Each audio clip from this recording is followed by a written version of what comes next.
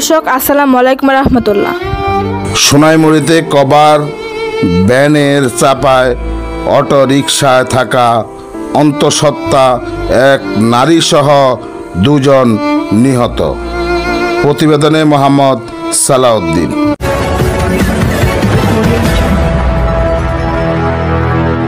Dear viewers, Generation on TV, I welcome you.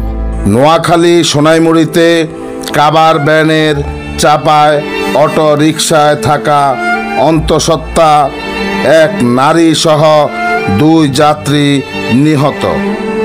5 July শুক্রবার দুপুর 12:30টার দিকে বেগমগঞ্জ সোনাইমুড়ি আঞ্চলিক মহাসড়কের বগাদিয়া খেপাঘাট উত্তর ব্রিজ সংলগ্ন মদিনা মসজিদের সামনে এই দুর্ঘটনাটি ঘটে।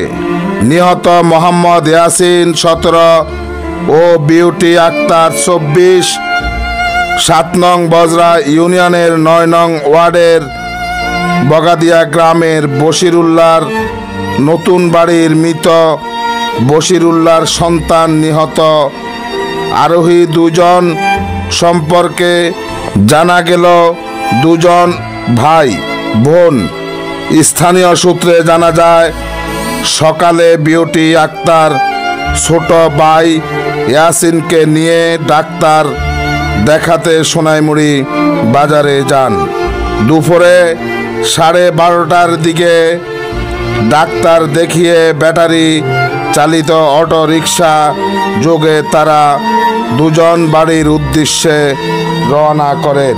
যাত্রাপথে অটো রিকশাটি বেগমগঞ্জ টু সোনাইমুড়ি আঞ্চলিক মহাসড়কের বগাদিয়া খেপাঘাট উত্তর ব্রিজ সংলগ্ন মসজিদের সামনে বিভাজন থাকায় স্থানে পৌঁছালে সড়কের বাম দিকে থেকে ডান দিকে প্রবেশ করে।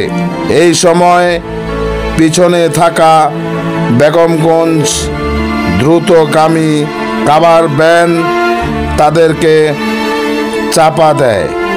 স্থানীয় লোকজন তাদেরকে উদ্ধার করে উপজেলা স্বাস্থ্য কমপ্লেক্সে নিয়ে যান।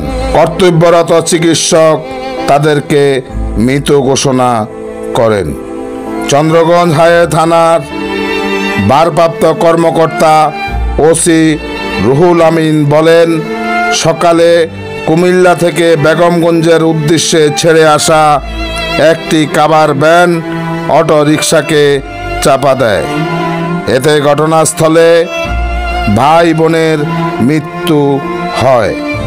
ঘটনার পরপরেই ঘাতক চালকরা পালিয়ে যায়।